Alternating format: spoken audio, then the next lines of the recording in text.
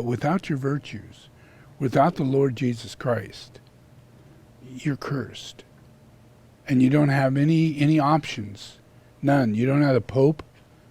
You don't have Peter or Paul. You don't have anybody. They don't matter. They don't.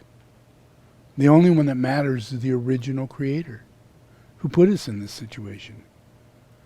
And that is done for a real good reason. Yeah?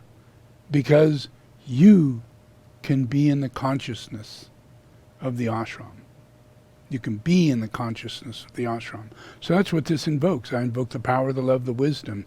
I invoke for energize, vitalize, and heal my physical and etheric body. That's everything I told you. Everything I told you. So the reason why I do my invocation is so that will happen. Because it's my only intention. It's to sever your relationship with Satan. And if I could do that well enough, then he will have no reason to be here because you're not supporting him. You just don't know that you are. And once I clear that curse, you no longer have that curse. And you're able to possibly one day become a monk or a nun. Yeah?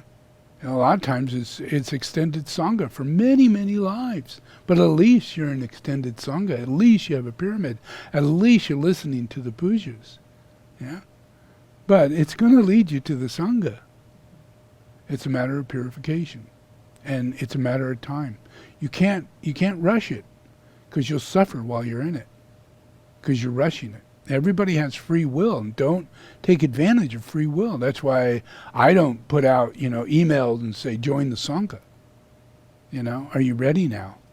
I don't do anything like that. Not one thing. I don't ask anybody if they're interested. I don't do anything like that, because to me that's not necessary. I am the one. I am the one.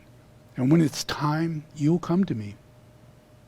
Yeah? And then you'll be my monk or nun. And that will be it.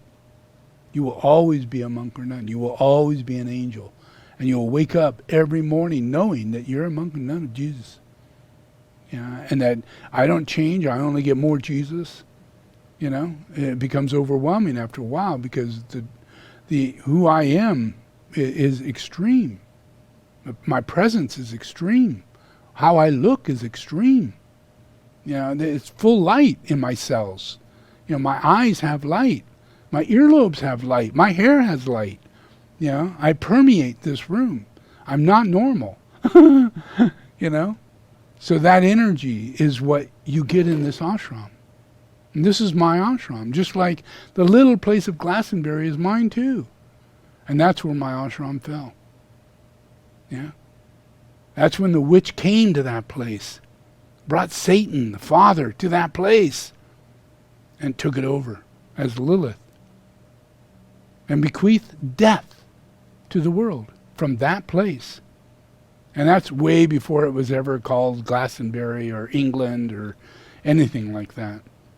But that was the location that Lilith and Lucifer did their bid. And that's where dragons were manifest for a very long time. And that's the history of England. Yeah? And it's there for a reason. Yeah? This whole weird mythology behind that place, and all the witches and the warlocks and the covens and everything. There's a reason for that. It's the sitting throne seat of Lilith and Lucifer is England. Yeah? And Glastonbury is the place that they made it fall. And they got rid of all the priests. They destroyed it and turned it into a town. And I am lucky to have the option to rent a building, and provide soul therapy, because every building was sold to the devil. They had the devil's Bible, they had Satan, they had fallen witches and warlocks all over the place. People walking around with hooves on. Yeah? Thinking that they were animals, and they still do today.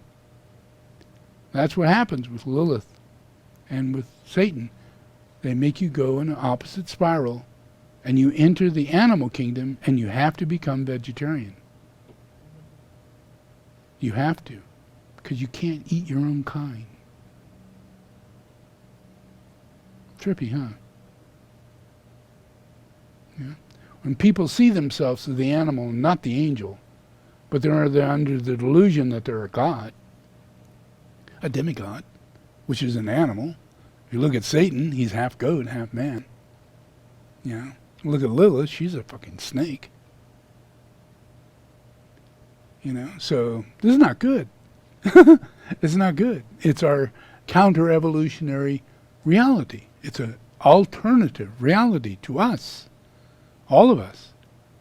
And they exist, you know, and we can allow them to exist through our glamours, through our desire body, our desires. That's why in Buddhism, that's why through me, I do everything I can to heal you from that process, from your desire body.